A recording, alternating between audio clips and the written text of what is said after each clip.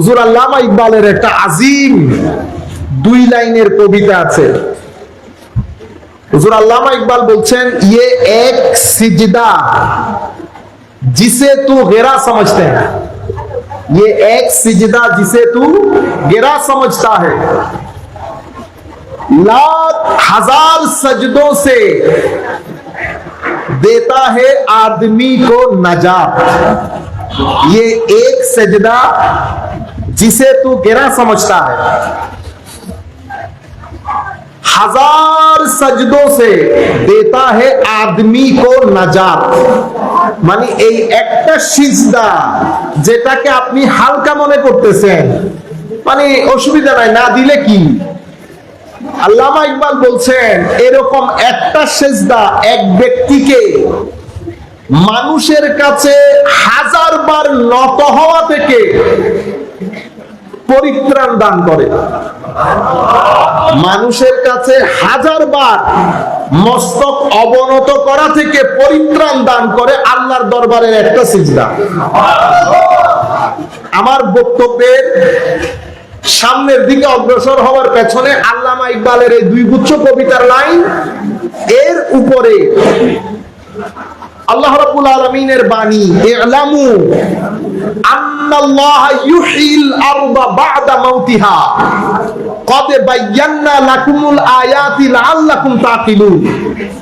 আমার আল্লাহ বলছেন, আল্লাহ রাব্বুল আলামিন মুর্দা জমিনকে জিন্দা করে। আল্লাহ করতে পারেন, করতে পারেন। কদ বায়্যানা লাকুমুল আয়াত লাআল্লাকুম তাকিলুন। কত আয়াত, কত নিদর্শন, কত কিছু যে তোমাদেরকে দেখিয়েছি তার কোনো সীমা পরিসীমা নাই। তোমাদের আর কত আয়াতের দরকার, কত নিদর্শনের দরকার। মধু পোকার দিকে দেখো ভাই, আমি মধু পোকাকে কি করেছি? আমরা যখন বাজার থেকে মধু কিনে ঘরে আনি, অনেক সময় এই মধুগুলা পচে যায়, খায়ও না। আমাদের মা বোনেরা সেটা ডাস্টবিনে ফেলে দেয়, কিন্তু আমরা কখনো খেয়াল করি নাই 1 ফুটা মধুর জন্য একটা মধু পোকা কত কিলোমিটার হাঁটাহাঁটি করে। করছি কোনদিন? কোনদিন খেয়াল করি নাই। 1 ফোঁটা মধু 18 মিলিমিটার মধু সংগ্রহের জন্য একটা মধু পোকা 6 কিলোমিটার রাস্তা পাড়ি দেয়। কয় কিলোমিটার? 6 কিলোমিটার রাস্তা পাড়ি দেয় একটা মধু পোকা 18 মিলিমিটার মধু সংগ্রহের জন্য। 4 থেকে 5,000 মধু পোকা লেগে থাকে এই মধুর পিছনে। মাওলা পৃথিবীর সমস্ত জন্তু প্রাণীর পেট থেকে যেটা বের হয় সেটা বর্জ্য। সেটা কি? বর্জ্য। মানুষের বর্জ্য তো এত ঘৃণাও না, এত নিচের জিনিস। আপনারা বুঝতে পেরেছেন? বাবা ছেলেরটা, ছেলে বাবারটা। আপনারা বুঝে গেছেন আমি কি বলতে চাচ্ছি। রুয়ে জমিনের মধ্যে একমাত্র মধু পোকা। সবাই দরুদ শরীফ পড়ি, আল্লাহুম্মা সাইয়্যিদিনা মাওলানা সাইয়্যিদিনা। আমরা একটু জিকির করব এখন। আপনারা এক মন এক ধ্যানে সবাই মনে করব আমরা কাবা শরীফের আশেপাশে। এক মন এক ধ্যানে কাবা শরীফকে সামনে রেখে কয়েকবার জিকির করব। লা ইলাহা ইল্লাল্লাহ, লা ইলাহা ইল্লাল্লাহ, আচ্ছা, ইলাহা ইল্লাল্লাহ, লা ইলাহা, লা ইলাহা ইল্লাল্লাহ, লা ইলাহা, লা ইলাহা ইল্লাল্লাহ মুহাম্মাদুর রাসূলুল্লাহ সাল্লাল্লাহু। কিন্তু মধু পোকা এক আজীব পাখি পোকা।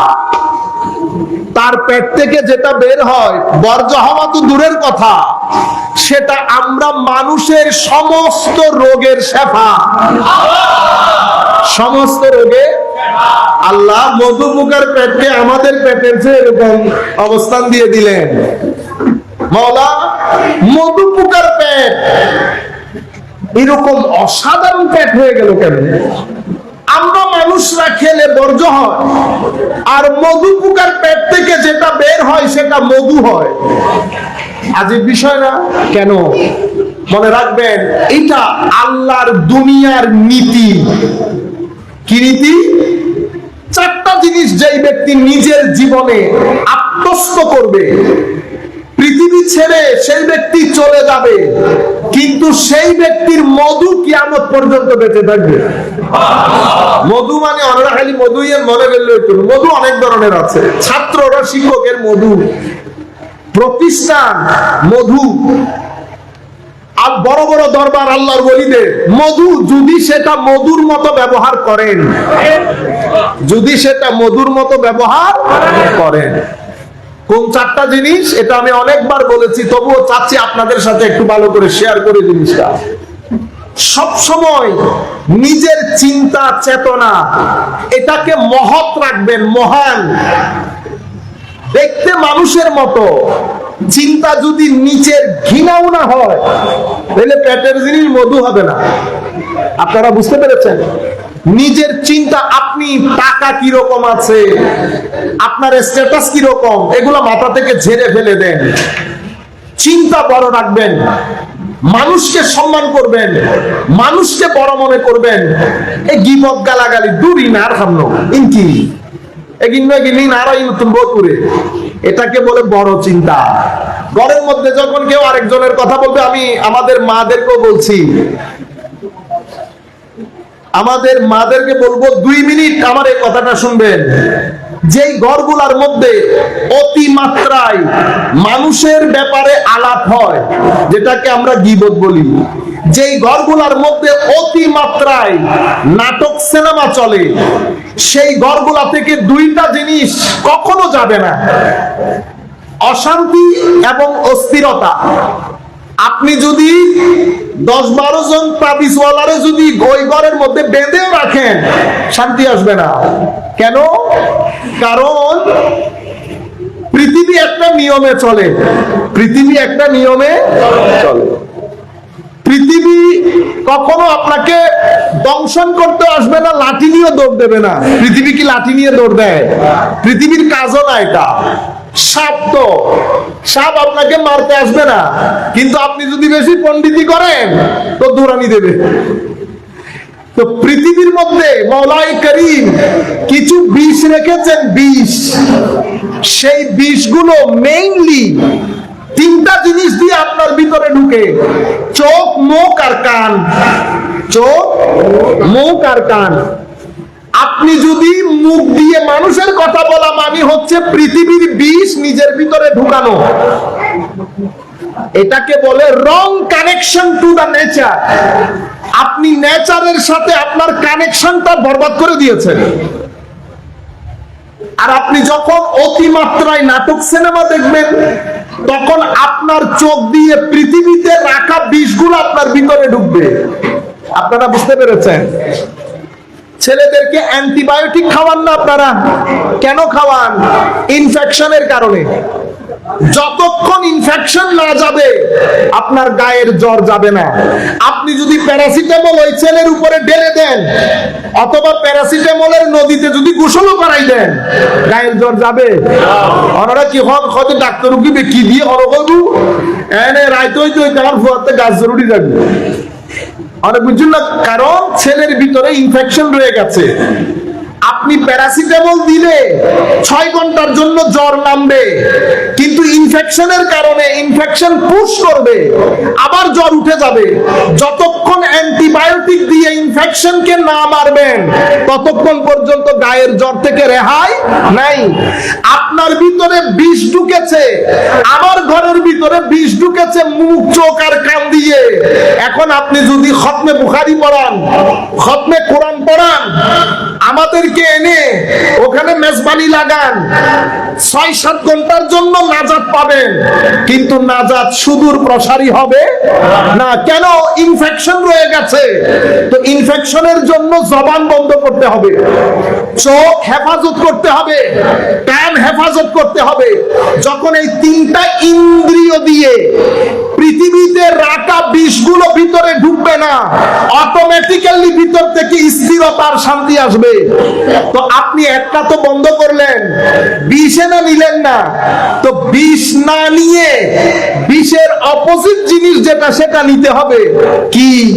চোখ দিয়ে আপনি কোরআন শরীফ দেখেন, পড়তে হবে না, গ্যারান্টির সাথে বলছি আমি আপনাকে।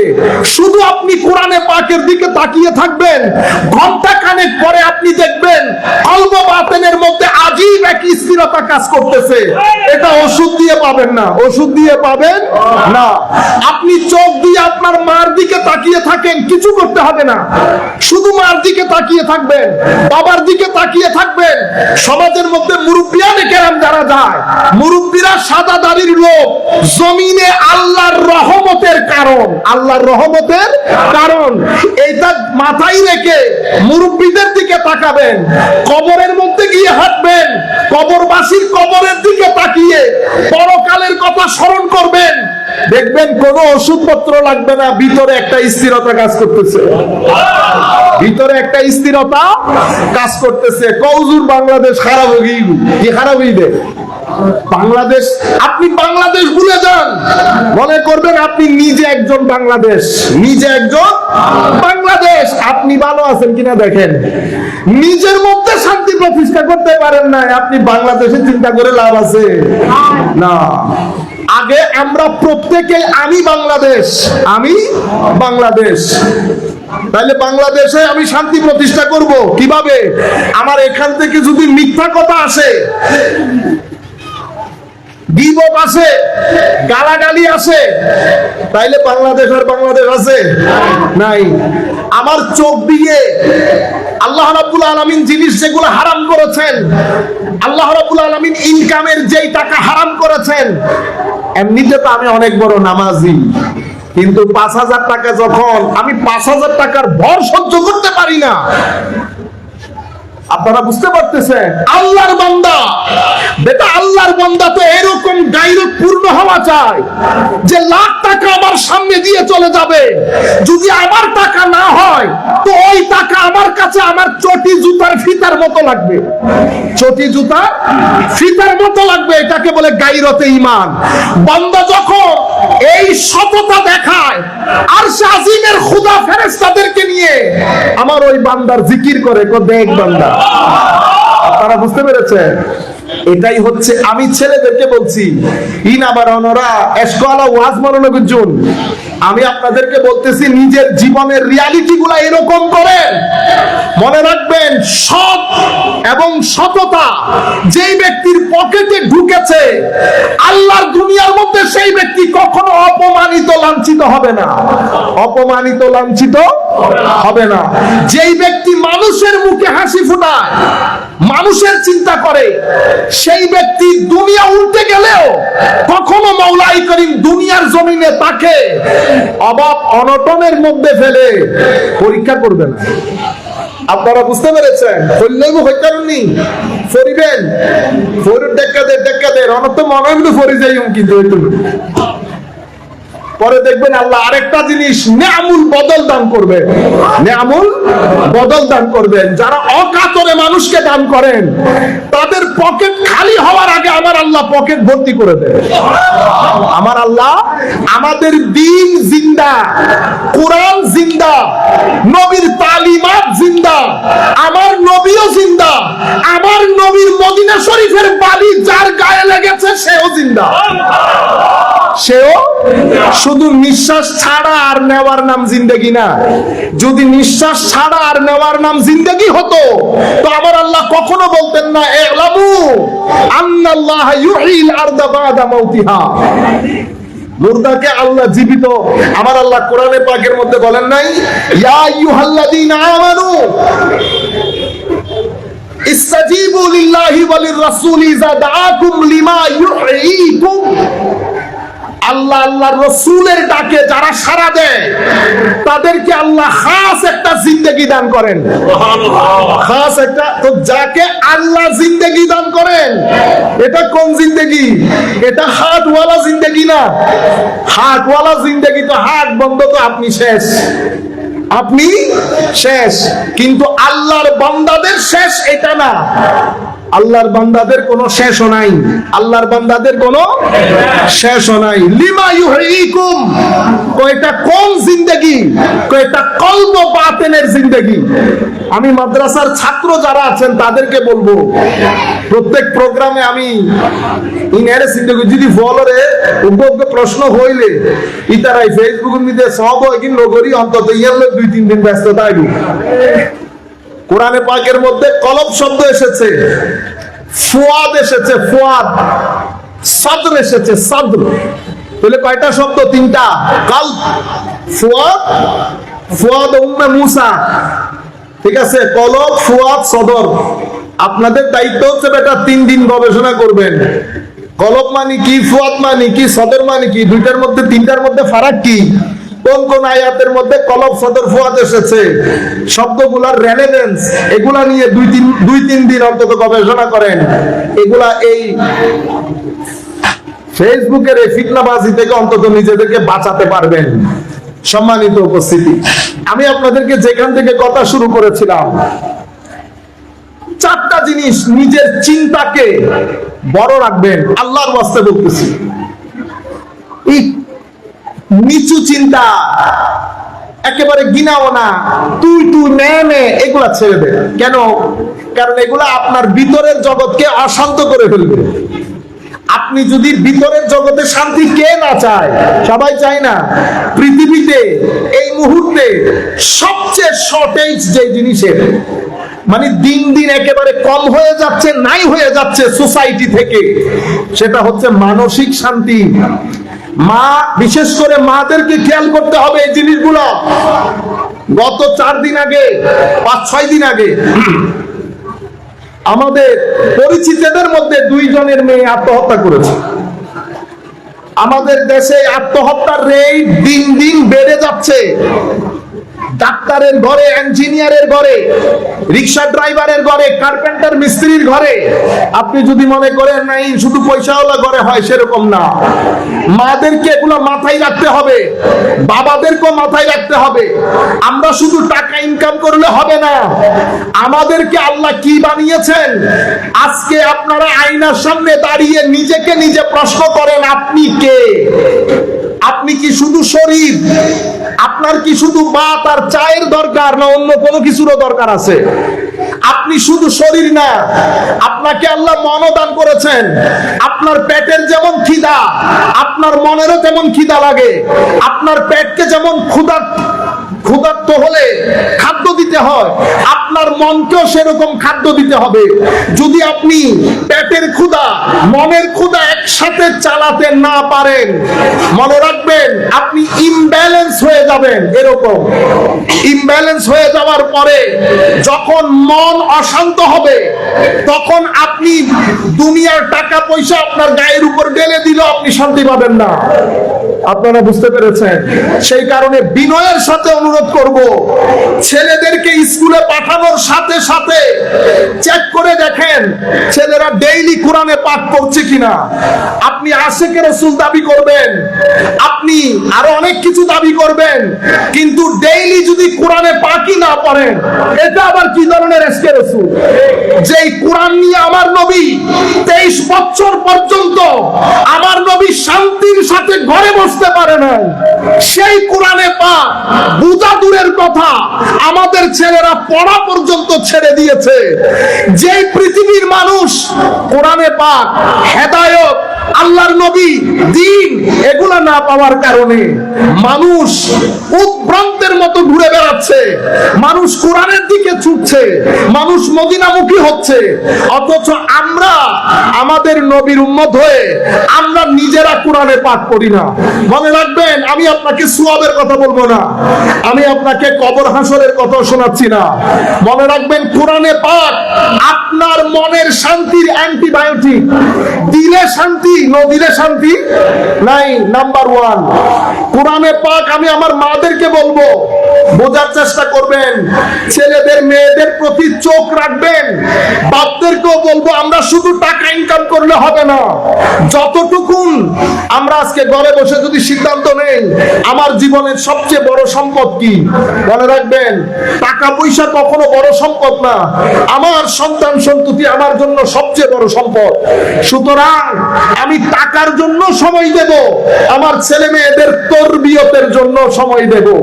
ছেলের শরীর আমরা বলি না ফুয়ে গেলে মানুষ মরে, শুকিয়ে গেলে মানুষ কোনো অসুবিধা হয় না।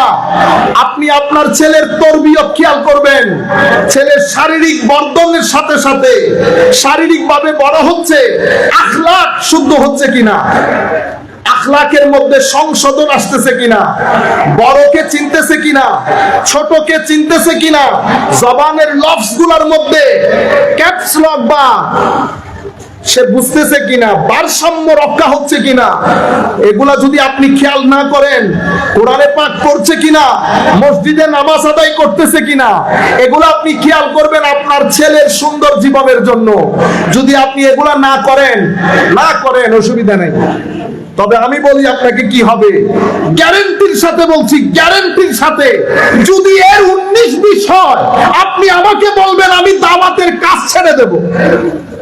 আপনারা পৃথিবী জানেন না, আপনি যদি এর বাইরে কিছু করেন, নামাজ নাই, কোরআনের তিলাওয়াত নাই, আরো কি কি নাই, যখন আপনি এগুলো বন্ধ করে দেবেন, অনেক ভালো চাকরি, অনেক টাকা, প্রথম বছরে চাকরির প্রথম বছরের মধ্যে আপনার ছেলে এসে বলবে বাবা কিচ্ছু ভালো না লাগে, কিছুই ভালো লাগতেছে না, আমার ইচ্ছে করতেছে দূরে কোথাও চলে যায়, আমার পরিবার ভালো লাগে না। আপনি আপনার ছেলের সংসার জীবন নষ্ট করে দিবেন। সাংসারিক জীবন আপনারা জানেনও না, আমরা কিন্তু অনেক সুন্দর পৃথিবী পেয়েছি।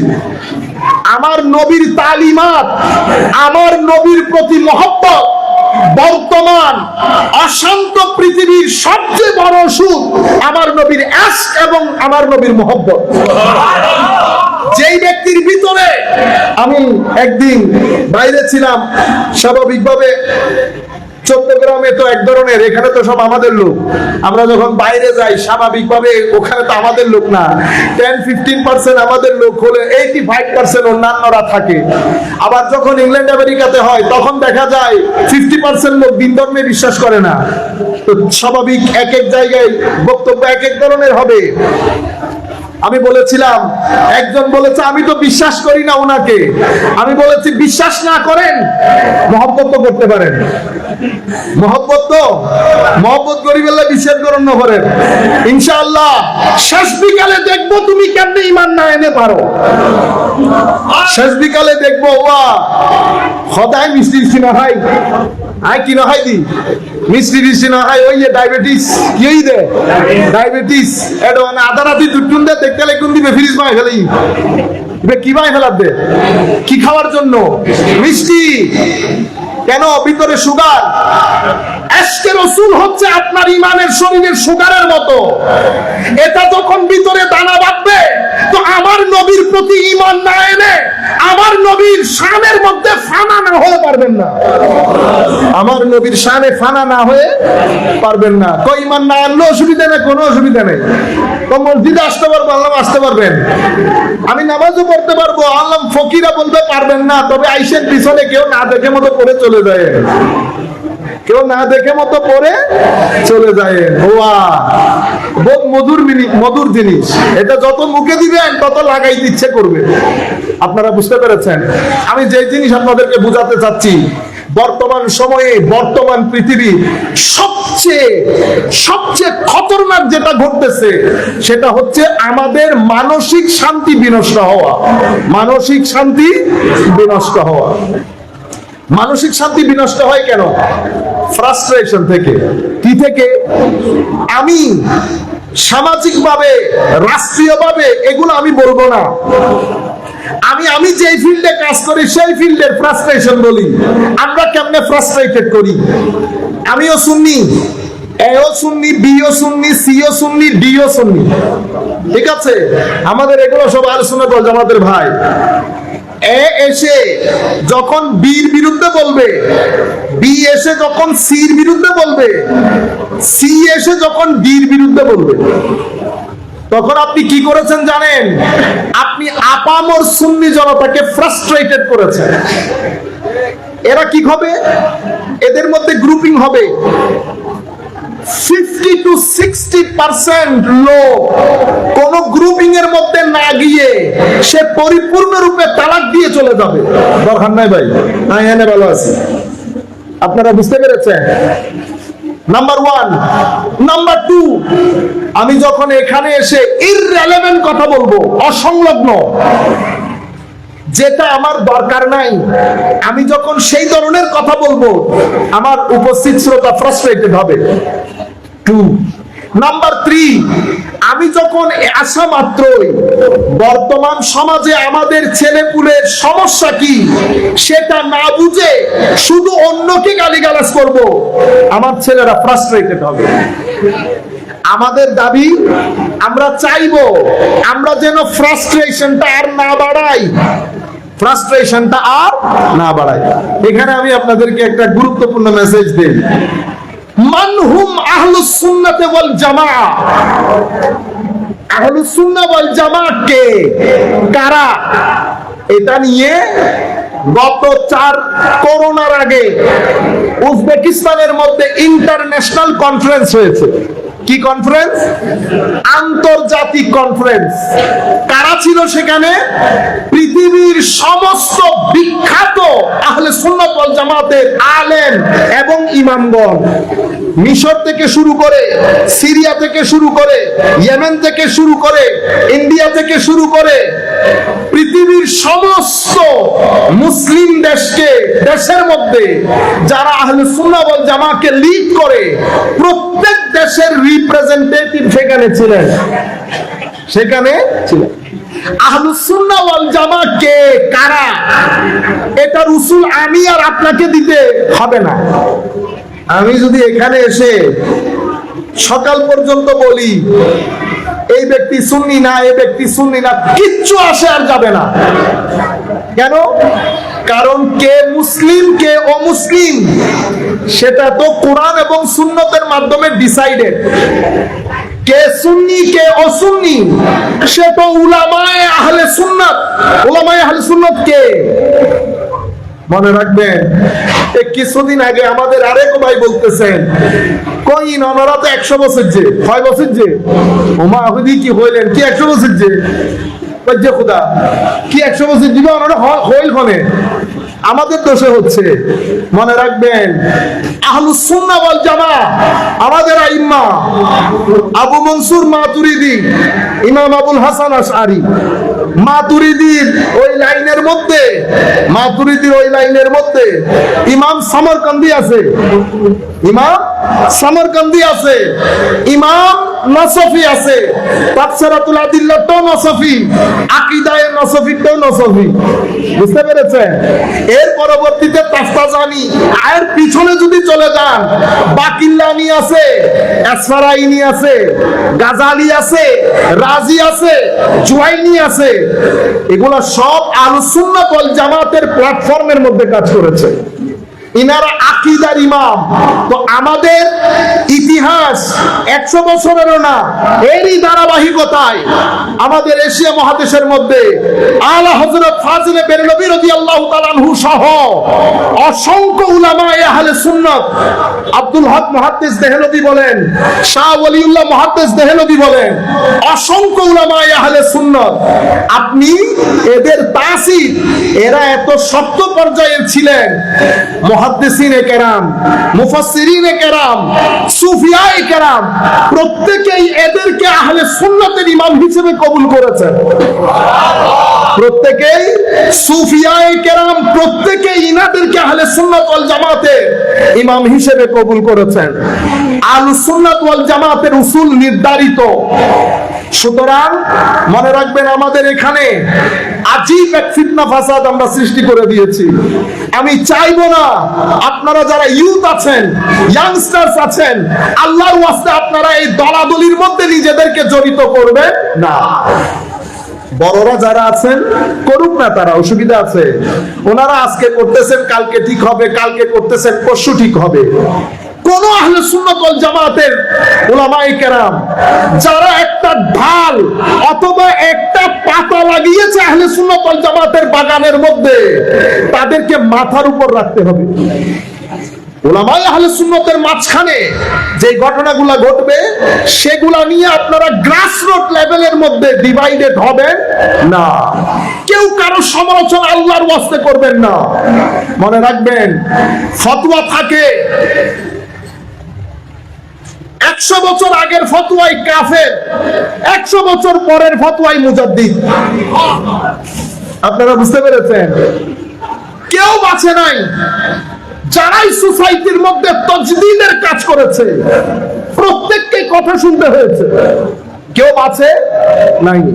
সম্মানিত উপস্থিতি, আলা হযরত ফাজিলে বেরলভী রাদিয়াল্লাহু তাআলা আনহু যখন ইশকে রাসূলের সমুদ্রের মধ্যে তরঙ্গ তৈরি করে আকীদায়ে আহলে সুন্নাতের সুরক্ষা করছেন, তখন অসংখ্য উলামায়ে কেরাম বিরোধিতা করেন নাই। বিরোধিতা বর্তমানেও এক ব্যক্তি আমাদের এখানে, উনি অসম্ভব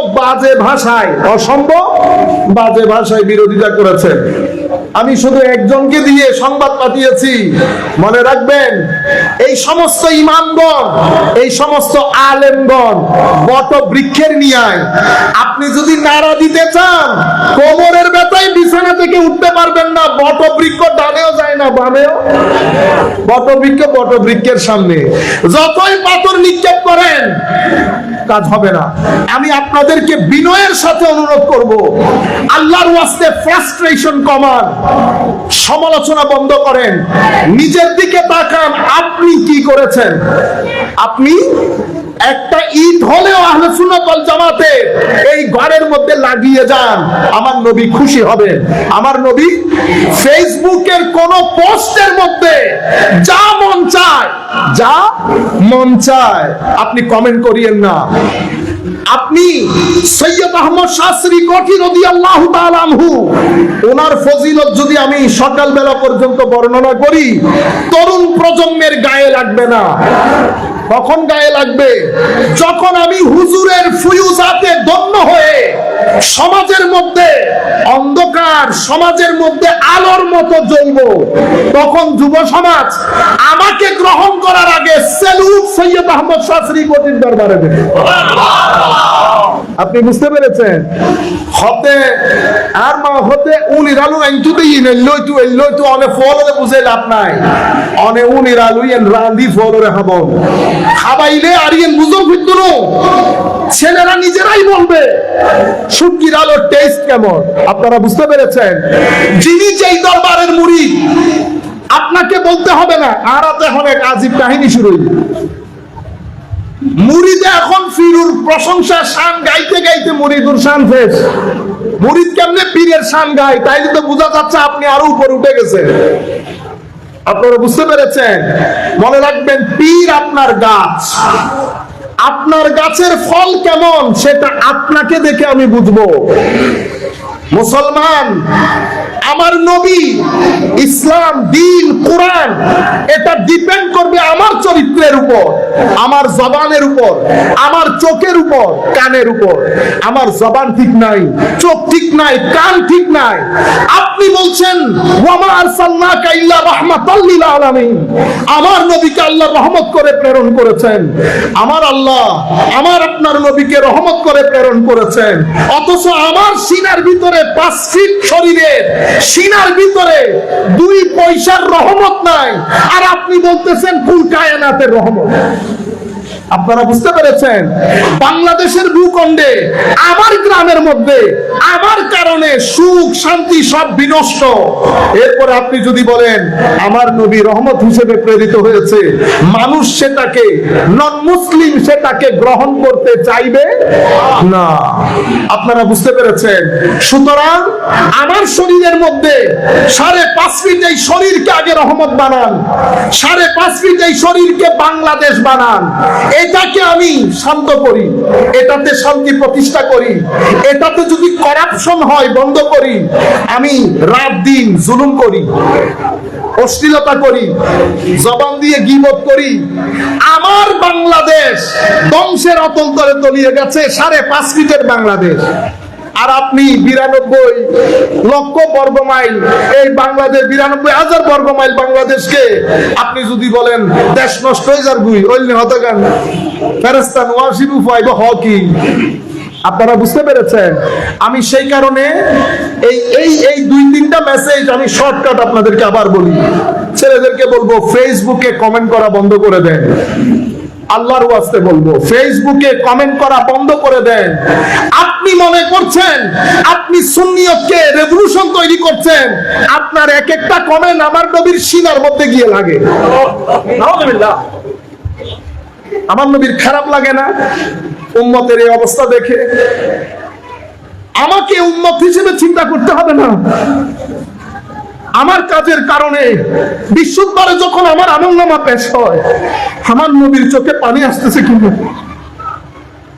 দুনিয়া থেকে চলে গেলাম, একটা শব্দ ব্যয় করতে পারলাম না, যেই শব্দ দেখে আমার নবী বলবে বাহ উম্মত বাহ, জবরদস্ত বেটা, জবরদস্ত। আপনারা বুঝতে পেরেছেন? সারা সপ্তাহ নবীকে কাঁদালাম, এরপরে চিন্তা করি শাফাআতে রাসূল দিয়ে ধন্য হব। করবেন আমার নবী শাফাআত? কি বলবে জানেন? যা যা কেন আইসা এবার ফার করাই দাও, এবার ব্যস্ত দি ফেলো, বুঝো তাও ব্যস্ত, তাও দরকার আছে এই বয়সে। আমরা তো আল্লাহর দরবার করি, আল্লাহ ব্যস্ত দুজক এটা আপনার রহমতের উপর। 2টা জিনিস আপনার দরবারে কামনা করব, একটা হচ্ছে কবরের মধ্যে যেন আমার নবী দেখে মুস্কি হাসি দেয়, আরেকটা হচ্ছে কিয়ামতের ময়দানে আল্লাহর ওলিরা যখন আল্লাহকে দেখবে, আমরা বলি আল্লাহ জান্নাত জাহান্নাম এক জায়গায়, তোকে দেখা ছাড়া কোথাও যেতে চাই না। তোকে যদি দেখতে না পাই তো জান্নাত জাহান্নাম এটা কি? ঘরের মধ্যে যখন মা বাবা ভাই বোন একসাথে টেবিলে বসি, এর চেয়ে বড় জান্নাত আর কি? ঠিক না? মা বাবা ভাই বোন, এটা তো আসলে থাকে না। একটা সময় আসবে দেখবেন সব খালি হয়ে গেছে। ছেলেদেরকে বলছি 16, 17, 18 বছর যাবে, পৃথিবী যেরকম আপনি রঙিন মনে করতেছেন বেটা, পৃথিবী সেরকম রঙিন না। আজকে মা বাবা আছে, কালকে থাকবে না। জান দিয়ে ফেললেও দুঃখের কথা বলার জন্য, মাথাটা একটু রেখে মার সাথে একটু কথা বলার জন্য আপনি দুনিয়া উল্টে গেলেও হবে না। এটা পৃথিবী, ধাপে ধাপে দেখবেন প্রত্যেকে যার যার আপন সফরের মধ্যে ঢুকে গেছে। সুতরাং সময় থাকতে চিন্তা করেন আপনার মিশন, আপনার ভিশন, আপনার চ্যালেঞ্জ কি করতে চাচ্ছেন। আজকে দেখেন এখানে প্রতিষ্ঠান হয়েছে, সমালোচনা হবে, এটা কমন জিনিস। সবাই পৃথিবীর মানুষ বড় আজীব প্রাণী, সমালোচনা হবে। কিন্তু একটা প্রতিষ্ঠানের পেছনে যেই পরিমাণ শ্রম, যেই পরিমাণ হেডেক, কারণ এখানে তো সরকারি পৃষ্ঠপোষকতা নাই। আমাকে তো রাত দিন মাসের শেষে 18-20 লাখ টাকা মানুষের বেতন দিতে হবে, সেটা তো আমার মাথার ভিতরে ঘুরে। আপনি ঘরে বসে বসে কাউকে সুন্নির কাতারে ফেলছেন, কাউকে শিয়ার কাতারে ফেলছেন, যাকে শিয়ার কাতারে ফেলছেন সে 18-20 লক্ষ টাকা মাসে আপনার সুন্নির ছেলেদেরকে বেতন দেয়। বুঝতে পেরেছেন বেটা? সুতরাং আমি আপনাদেরকে বলবো আল্লাহর ওয়াস্তে, ধরেন কেউ আমাকে গালিগালাজ করে ফেলেছে, খবরদার। আমরা তো পুঁটি মাছের চেয়েও কম। গাজালির মতো হুজ্জাতুল ইসলাম চলে গেছে, আহলে সুন্নাত রয়ে গেছে। কখনো ডিভাইড করবেন না, মানুষকে ঘৃণা করবেন না, মানুষকে কনভিন্স করতে শিখেন। অমুক এটা হয়ে গেছে, সমুক এটা হয়ে গেছে। মনে রাখবেন এখনকার ছেলেরা তারা চায় আপনি তাকে সুন্দর কথা বলে, যুক্তি দিয়ে কথা বলে কনভিন্স করেন। আপনি যখন কনভিন্স করতে চাইবেন সে আপনার চরিত্র দেখবে, কারণ লোকাল লোক তো, আপনার চরিত্র ঠিক নাই, কথাবার্তা ঠিক নাই, কেউ আপনাকে গ্রহণ করবে না। কিন্তু যখন মধুপোকার মতো হবেন, তো মধুপোকা কিরকম? ও মধুপোকা ঘর বানাই কোথায়? পাহাড়ে। আর কোথায়? গাছের চোড়ায়। আর কোথায়? ছাদে। তো মধুপোকারে রিকোয়েস্ট করতে ইচ্ছে করে না, বাইরে একটু নিচে নাই নাই, নিচে বানাইলে ঘর অসুবিধা আছে কোনা। আমি সাইজে ছোট হতে পারি, কিন্তু আইকিউ চিন্তা আমার অনেক বড়। উপর বাদে আমি নিচের চিন্তা করি না। মানুষ আশরাফুল মখলুকাত, সেরা জীব, কিন্তু আমাদের চিন্তা চেতনার মধ্যে আমরা আখতারুল মখলুকাত। সবসময় নিচেরটা চিন্তা করি, কাকে ঠকাবো, কার মাহফিল বন্ধ করব, কার মাহফিলের মধ্যে লাইট বন্ধ করে দেব। এক ব্যক্তি যিনি আমার মাথার উপর একটা ছাতা ধরেছেন, কিয়ামত পর্যন্ত আমায় যদি সেটা মনে না রাখি, আমাকে বলবে অকৃতজ্ঞ। অকৃতজ্ঞকে আল্লাহ কোরআন শরীফের মধ্যে কুফর বলেছেন, কুফর। আপনারা বুঝতে পেরেছেন? মানুষ তো কৃতজ্ঞতাবোধ সম্পন্ন প্রাণী, মানুষের মধ্যে কৃতজ্ঞতাবোধ থাকতে হয়। আপনারা বুঝতে পেরেছেন? চিন্তা শক্তি মহান রাখবেন, পবিত্র রাখবেন। তাসকিয়া, কি শব্দ? তাসকিয়া, পবিত্রতা। মনে রাখবেন, আমাদের দ্বীনের মূল মকসদ হচ্ছে পরিশোধন, পবিত্রতা। মাওলা পেটে সবকিছু দেয়া যাবে কোনা? কি দেব? পবিত্র জিনিস। চোখে সবকিছু দেখা যাবে না, কি দেখবো? পবিত্র জিনিস। মুখে সবকিছু, সব জায়গার মধ্যে পবিত্রতা। আমার নবীর তালিমাতের মধ্যে অন্যতম তালিম হচ্ছে পবিত্রতা। সুতরাং যখনই কোনো কাজ করতে যাবেন, দুইটা জিনিস মাথার ভিতরে রাখবেন। এই কাজ আপনার কবরের জীবনকে অন্ধকার করবে না আলোকিত করবে? যদি কবরের জীবনকে অন্ধকার করে, এমন প্রত্যেক কাজ আপনার দুনিয়ার জীবনকে অশান্তির করে তুলবে। আপনি কখনো মনে করবেন না কবরের জীবন অন্ধকার, কিন্তু পৃথিবীর শান্তি। এটা হয় না আমার ভাইয়েরা। চিন্তা শক্তি উপরে রাখবেন, নাম্বার 1। নাম্বার 2 হচ্ছে, যা খাবেন পরিমিত খাবার এবং পবিত্র খাবার, দুইটা জিনিস মাথায় রাখবেন। যাদের খাদ্যের মধ্যে বিষ, ভেজাল, হারাম এগুলা থাকে, তাদের ইবাদত আল্লাহ গ্রহণ করেন না। তাদের ইবাদত আল্লাহ গ্রহণ। অনেক জীবের প্রধান অতিথি বানাইলেন, জীবের তুলতে তুলতে আসমানে তুলিলেন, আর উজুর উপরে খোনাত বয় রেখুন, হজে মসজিদের উজুর ওবা জীবের খোনাত বয় রেখুন, অনর মজলিস উন্মিতে রহমত আইতে খোনার মানুষই বেল্লাই। আর জীবের মাথার তাজ বানাইুন, ইবের আপাদ মস্তক হারামের টাকা, আপাদ মস্তক হারামের টাকা। হারামের টাকা দিবেনও না, নিবেনও না। আপনারা বুঝতে পেরেছেন?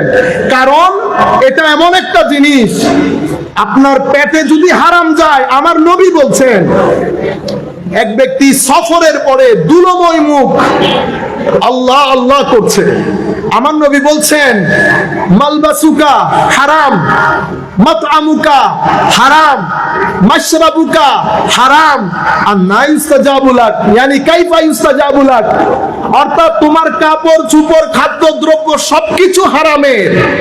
এতগুলা হারাম তোমার শরীরের মধ্যে, আল্লাহ তোমার আল্লাহ আল্লাহ কেমনে কবুল করে? আপনারা বুঝতে পেরেছেন? আমাদের এই সমস্ত জায়গার মধ্যে একটা বৈপ্লবিক পরিবর্তন আসা দরকার। কাপড়ে চুপড়ে হারাম রেখে আপনি যদি কাবাতুল্লাহ, কাবা শরীফের কাপড় ধরে লটকেও থাকেন, আমার আল্লাহ গ্রহণ করবেন না। কেন? এটাকে বলে সুন্নতে ইলাহি, আল্লাহর গ্রামার। গ্রামারের মধ্যে যেমন সাবজেক্ট অবজেক্ট থাকে, গ্রামারের মধ্যে যেমন এম ইজ আর এসে ভার্বের মধ্যে আইএনজি যোগ করে দেয়, I am going, I am writing, I am walking. এখন আপনি যদি বলেন আই এম ওয়াক, আপনাকে নাম্বার দেবে? যেভাবে স্কুল শিক্ষক আপনাকে নাম্বার দিবে না, সেইভাবে আমার আল্লাহর সুন্নতের খেলাফ হলে আমার আল্লাহ গ্রহণ করেন না, হারাম। সুতরাং মধু পোকাকে আমার আল্লাহ বলেছেন, কুলু মিনাত তাইয়্যিবাত, যা খাবি ভালো জিনিস পরিমিত। দুইটা। 3 নাম্বার জিনিস, পৃথিবীতে রাস্তার কোনো অভাব নাই, সকল রাস্তায় তুই চলতে পারবি না। অমুক চলতেছে সমুক চলতেছে সেটা তোর বিষয় না, কিন্তু তুই সকল রাস্তায় পা রাখবি না। কেন? কারণ আমি তোকে নির্দিষ্ট উদ্দেশ্যে বানিয়েছি। কোথায় চলতে হবে? তোমার প্রভুর কর্তৃক হেদায়েত প্রাপ্ত রাস্তায়। এটা আল্লাহ মধু পোকাকে বলতেছে। কাকে বলতেছে? মধু পোকাকে বলতেছে। কোন রাস্তায়? তোমার রবের রাস্তায়। আমার সামনে শতানের রাস্তা, অমুকের রাস্তা, দুনিয়ার রাস্তা। আমি মসজিদের মধ্যে বলি ইহদিনাস সিরাতাল মুস্তাকিম, আল্লাহ সিরাতুল মুস্তাকিম দেখাও। অথচ আমি মসজিদ থেকে বের হয়ে আমি নিজেও জানি আমারটা সিরাতুল মুস্তাকিম কিনা। আপনারা বুঝতে পেরেছেন? মধু পোকাকে উপরে ঘর, খাদ্যদ্রব্য, আল্লাহর রাস্তা, এরপরে বলেছে ভদ্রতার কথা। আল্লাহর রাস্তায় চললে ভদ্র হয়ে চলিস। কেন? কারণ তোকে আমি নিয়ামত দিয়েছি, তোর মধ্যে যেন অহংকার চলে না আসে। আরো অনেক পোকামাকড় আছে। মধু পোকা কোনো বর্জ্যের উপরে বসে না। বসে কোনো ময়লা আবর্জনার উপর। মাছি কিন্তু বসে, মাছি বসে। মধু পোকা কোনো ময়লা আবর্জনার উপর বসে? আই মধু পোকার তো না গেই না বা, আই মধু পোকার তো না গেই না, আই তো জেরে ফারি রেটে বইজের গুণ। আপনারা বুঝতে পেরেছেন? আমি তো এমনিতেই অনেক মহব্বত, মাদ্রাসা মসজিদের টাকা পর্যন্ত খেয়ে ফেলতেছি।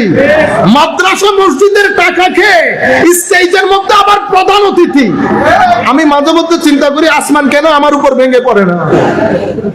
আপনারা বুঝতে পেরেছেন? তো মধু পোকা আল্লাহ বলছেন আমি পৃথিবীর অন্যান্য পোকার মতো বানাই নাই। সূরা নাহাল পড়বেন, তারপরে দেখবেন। সুতরাং তুমি অহংকার করিও না। এই চারটা জিনিসের কারণে মধু পোকার পেট থেকে যেটা বের হচ্ছে সেটা মধু। সেটা কি জিনিস? মধু। মাওলা মধু কি জিনিস? শিফাউল লিন্নাস, কুল কায়নাতের মানুষের সমগ্র অসুস্থতার শেফা। এক সাহাবী আসতেছেন, ইয়া রাসূলুল্লাহ আমার বাচ্চার পেটের ব্যথা, মধু খাওয়াও। কই ইয়া রাসূলুল্লাহ যাচ্ছে না, মধু খাওয়াও। কই ইয়া রাসূলুল্লাহ যাচ্ছে না, বেটা তোমার ছেলের পেট মিথ্যা বলছে। আল্লাহর কালাম মিথ্যা হতে পারে না। আল্লাহ বলেছেন মধুর মধ্যে আল্লাহ সবকিছুর শেফা রেখেছে। পরে গিয়ে মধু খাওয়ানোর পরে ছেলে ভালো হয়ে গেছে, ছেলে ভালো হয়ে গেছে। তাহলে কি করবেন? বাচ্চারা অসুস্থ হলে সকালবেলা উঠে এই একটু মধু নিয়ে, মধুর উপর একটু কালা জিরা দিয়ে আল্লাহর নাম স্মরণ করে আমার নবীর উপর দরুদ পড়ে বাচ্চাদেরকে খাওয়াবেন। বাচ্চাদেরকে খাওয়াবেন, নিজেও খাবেন। কারণ আমার আল্লাহর কালাম হচ্ছে ফিহি শিফাউল লিন্নাস।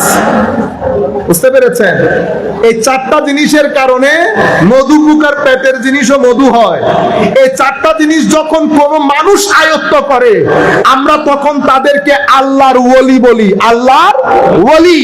তো এই চারটা জিনিস যখন মানুষ নিজের ভিতরে আয়ত্ত করে, বড় চিন্তা, মহৎ চিন্তা, পরিমিত এবং পবিত্র খাবারের গ্রহণ, আল্লাহর রাস্তায় চলন এবং ভদ্রতার সাথে চলন, এই চারটা জিনিস কুল কায়নাতের সুফিয়ায়ে কেরাম যেই কোনো তরিকা হোক, পরবর্তী যুগের তরিকা, প্রথম যুগের তরিকা, তাইফুরিয়া হোক, তার আগের আরো তরিকা হোক, পরবর্তী কাদেরিয়া তরিকার পরে বর্তমান তরিকা, যেই তরিকা আপনি বলেন, সমস্ত তরিকার উসুলের মধ্যে মধু পোকাকে দেওয়া এই চারটা ডাইরেকশন আপনি পাবেন।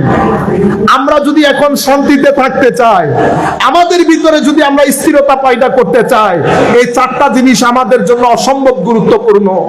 ভালো চিন্তা, পজিটিভ চিন্তা ছেলেদেরকে শিখান। ঘরের মধ্যে বসে ছেলেদের সামনে কারো সমালোচনা করবেন না, কাউকে গালিগালাজ করবেন না, সব সময় ছেলেদেরকে এনকারেজ করবেন। কোন ছেলে যদি পরীক্ষায় খারাপ করে, কারো যদি মেজাজ গরম থাকে, কেউ অসঙ্গে গিয়ে দেখবেন একটু রং জায়গায় চলে গেছে, আপনি তাকে ব্যাট দিয়ে গালিগালাজ করে আপনি তাকে হেদায়েত করতে পারবেন না। দূরে কোথাও একাকী নিয়ে যান, তাকে বসান, বুঝান, নিজের চোখের পানি ফেলেন, আল্লাহর দরবারে কাবাতুল্লাহর মধ্যে নিয়ে যান, যদি টাকা পয়সা থাকে মদিনায় পাকে নিয়ে যান। এখন বড় কঠিন সময়, ছেলেদেরকে মানুষ করা। আমার নবীর উম্মতের এই দুর্দিনে আপনার ছেলেদেরকে যদি সহি আকীদা, সঠিক তরবিয়ত দিতে না পারেন, তাহলে পরবর্তী প্রজন্ম এই দিন ধরে রাখতে পারবে না। আমরা কবরে যাওয়ার আগে টাকা ইনকামের সাথে সাথে ছেলেদের তরবিয়তের প্রতি পরিপূর্ণ খেয়াল করেন। আখলাকি ডেভেলপমেন্ট, কোরআনে পাক শিখান, নামাজ পড়ান। ছেলেদেরকে গালিগালাজ করবেন না, শক্ত হাতে কোনো কিছু দমন করতে চাইবেন না। ছেলেদেরকে মহব্বত দিয়ে বুঝাবেন। নিজে ছেলেদেরকে সপ্তাহে একবার হলেও আমাদের চট্টগ্রামের কোন একটা মাজারে পাকের মধ্যে নিয়ে যাবেন। মাজারের মধ্যে গিয়ে আমার নবীর দেখানো পথ অনুযায়ী জিয়ারত করবেন। নিজের মন মতো করে পণ্ডিতি করে এমন জিয়ারত করবেন না যেটার মাধ্যমে জিয়ারতের বদনাম হয়, জিয়ারতের বদনাম হয়। নামাজ আদায় কশিন কালেও যেন ভুল না করেন। আমি আমার বক্তব্যের একেবারে শেষ পর্যায়ে এসে দুইটা হাদিস আপনাদের সম্মুখে তুলে ধরব। সম্মানিত উপস্থিতি, পরিস্থিতি আমার নবী সাল্লাল্লাহু আলাইহি ওয়াসাল্লাম ইরশাদ করছেন, ইন্নার রাজুল قال سمعت رسول الله صلى الله عليه وسلم يقول, হযরত আম্মার বিন ইয়াসির রাদিয়াল্লাহু তাআলা আনহু বলছেন, হুজুর করিম সাল্লাল্লাহু আলাইহি ওয়াসাল্লাম ইরশাদ করছেন, ইন্নার রাজুল লা ইয়ানসারিফু ওয়া মা কুতিবা লাহু ইল্লা উশরু সালাতিহি তুসউহা ফুমুনুহা সুবুহা সুদুসুহা খুমুসুহা রুবুহা সুলুসুহা আও নিসফুহা আও কামা ক্বালা নবী সাল্লাল্লাহু আলাইহি ওয়াসাল্লাম। এখন আপনি নামাজ পড়তে গেলেন, নামাজ পড়ে আপনি জানেন আপনি কিভাবে পড়েছেন।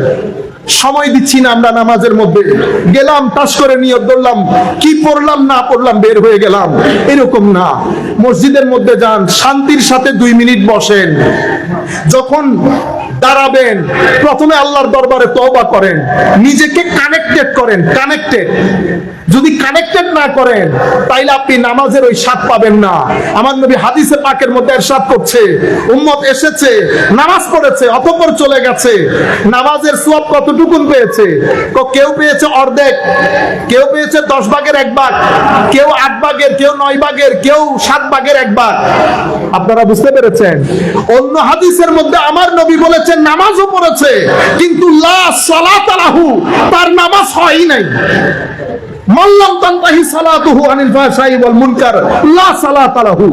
অন্য riwayat-এর মধ্যে আমার নবী ইরশাদ করছেন, যখন আমার নবীর দ্বীন ধর্ম হুমকির সম্মুখীন হবে, আস্তে আস্তে সমাজ থেকে দ্বীনের তালিমাত, আমার নবীর দ্বীন খতম হয়ে যাবে অথবা খতম হওয়া শুরু হবে, সেই সময়ের মধ্যে 2টা জিনিস প্রথমে নাই হয়ে যাবে।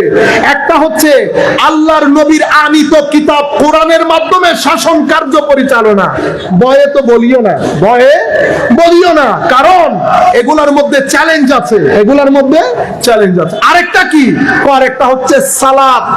জমিন থেকে এই সালাত উরাম বাদা উরান, উরওয়াতান উরওয়াতান, আমার নবী বলেছে আস্তে আস্তে করে সব উঠে যাবে। প্রথম যেই 2 জিনিস নাই হয়ে যাবে, একটা কোরআনের মাধ্যমে শাসন কার্য, আর একটা হচ্ছে সালাত। এই 2টা জিনিস উঠে যাবে। আরেক riwayat-এর মধ্যে আমার নবী বলেছেন নামাজই হবে না। আরেক riwayat-এর মধ্যে আমার নবী ইরশাদ করছেন, হাদিসে কুদসি আল্লাহ বলছেন, ইন্নামা আতাকাব্বালুস সালাহ মিম্মান তাওয়াদা বিহা বিআযামাতি, আমি তো নামাজ কবুল সেই ব্যক্তিরই করি যেই ব্যক্তির ভিতরে আমার আজমত, আমার মহানত্বের ব্যাপারে যেই ব্যক্তি বিনয়ের সাথে নামাজে দাঁড়ায়, আমি শুধু তার নামাজ গ্রহণ করি।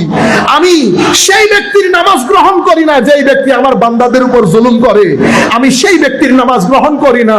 হায় হায়, যেই ব্যক্তি একই গুনাহ বারবার করে। আল্লাহর দরবারে দোয়া করি, আল্লাহ আপনি আমাদেরকে ইস্তেকামত দান করেন মাওলা।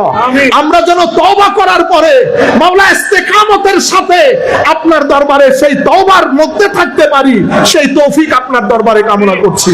সম্মানিত উপস্থিতি, আমার আল্লাহ ইরশাদ করছেন, যেই ব্যক্তি সারা দিন চলে যায় আমাকে স্মরণেও রাখে না, আমাকে মনেও রাখে না। এরপর আপনারা জিজ্ঞেস করেন, হুজুর এতভাবে চেষ্টা করি তাহাজ্জুদের জন্য উঠতে পারি না। মনে রাখবেন, তাহাজ্জুদ আল্লাহর আজিম গিফট বান্দার প্রতি। সেই গিফট সেই বান্দা পায় যেই দিনের বেলা আল্লাহকে স্মরণ রাখে। যারা দিনের বেলা স্মরণ রাখে না, তাকে আল্লাহ রাতের বেলার ইবাদতের তৌফিক দান করেন না। সম্মানিত উপস্থিতি, যারা মিসকিন, গরিব, অসহায় মানুষের কাজে আসে, আল্লাহ শুধু তাদের ইবাদতকে কবুল করেন। সুতরাং নামাজ উম্মতে মুহাম্মদীর প্রতি আল্লাহর এক আজিম দান। বর্তমানে এই অস্থির পৃথিবীতে আপনি যদি বলেন প্রধান এবং প্রথম অ্যান্টিবায়োটিক, আমি আপনাকে 3টি অ্যান্টিবায়োটিক শিখিয়ে দিচ্ছি। নামাজের কোনো বিকল্প নাই, তিলাওয়াতে কোরআনের কোনো বিকল্প নাই, আমার নবীর মুহাব্বতের কোনো বিকল্প নাই। এই 3টাও জিনিস উম্মতে মুসলিমার অ্যান্টিবায়োটিকের মতো। উম্মতে মুসলিমার ঈমানকেও রক্ষা করবে, তাদের পৃথিবীর শান্তিও রক্ষা করবে। আমি কবর হাসরের কথা আপনাদেরকে বলছি না, আমি মাদেরকেও বলবো, ছেলেদেরকে এই 3টা জিনিস যেন উঠে পড়ে লাগে শিক্ষা দেওয়ার জন্য। এশকে রাসূল, কোরআনে পাক এবং নামাজ। নামাজ কিভাবে পড়বেন? নামাজের জন্য সময় নেবেন, দাঁড়াবেন, আল্লাহর দরবারে তওবা করবেন, বিনয়ের সাথে দাঁড়াবেন। অন্তর রূপে এটা বের হয়ে যেতে চাইবে, এটারে আবার নামাজের মধ্যে দাঁড় করাবেন। বের হয়ে যেতে চাইবে, নামাজের মধ্যে দাঁড় করাবেন। বেশি বেশি তওবা ইস্তেগফার করবেন, নাতে রাসূল শুনবেন। যদি মনে করেন কোন রকম মন ঠিক রাখতে পারতেছি না, মসজিদে যাইতে যাইতে ওই নাত শুনেন, যেই নাত শুনলে আপনার অন্তর নরম হয়, যে নাত শুনলে আপনার অন্তর নরম হয়। পাকিস্তানের এক ব্যক্তি, আমি জিজ্ঞেস করতেছি, বেটা এই নামাজ শুরু হয়ে যাচ্ছে, কি করো? নাত শুনতেছি। কোন নাত? হায় হায়, হুজুর মেরি তো সারি বাহার আপ সে, সেটা শুনতেছে আর কাঁদতেছে। না জামাত দাঁড়াচ্ছে, আল্লাহ ভাই বেটা একটু পরে পরে জিজ্ঞেস করতেছি কি করছিলা? কই নাটটা শুনতেছি, যেটা শুনলে অন্তর নরম হয়। তো এটা করলে কি হয়? নামাজে দাঁড়াইলে মজা লাগে, নামাজে দাঁড়াইলে মজা। আল্লাহ রাব্বুল আলামিন আমাদের হামি ও নাসির হোক, মওলাই করিম আমাদেরকে কবুল করুক। আমি আবার আপনাদেরকে ধন্যবাদ জানাচ্ছি। গরমের মধ্যে আপনারা এতক্ষণ এসে বসে আছেন, এবং বিনয়ের সাথে একটা অনুরোধ করব, যে প্রতিষ্ঠানগুলো হুজুর আল্লামা হাসান রেজা কাদেরী সাহেব হুজুর করেছেন, আল্লাহর ওয়াস্তে আপনারা এই প্রতিষ্ঠানগুলোর সাথে থাকবেন। এমনিতে আমাদের প্রতিষ্ঠান নাই, এমনিতে আমাদের প্রতিষ্ঠান নাই। আর যারা প্রতিষ্ঠান করে, আমরা চেষ্টা করি তাদেরকে কেমনে টেনে ধরে রাখতে হয়। আমরা এই কাজে অনেক পটু। পৃথিবীর মধ্যে যদি অস্কার দেওয়া হতো, টেনে ধরার অস্কার, আমার মনে হয় এটা আমরা পাইতাম, ওইটা আমরা পাইতাম। আপনারা প্রতিষ্ঠানগুলোকে সহযোগিতা করবেন, বিনয়ের সাথে বলছি আপনারা সহযোগিতা করবেন। আল্লাহ রাব্বুল আলামিনের দরবারে দোয়া করি, মওলাই করিম এই সেন্টারগুলোকে কিয়ামত পর্যন্ত আল্লাহ দ্বীনের সাচ্চা ফাহমের জন্য আমার নবী খুশি হন এমন প্রতিষ্ঠান হিসেবে কিয়ামত পর্যন্ত যেন আল্লাহ কবুল করেন। ওয়া মা আলাইহিল বালাগুল মুবিন। আসসালামু আলাইকুম ওয়া রাহমাতুল্লাহি তাআলা ওয়া বারাকাতুহু।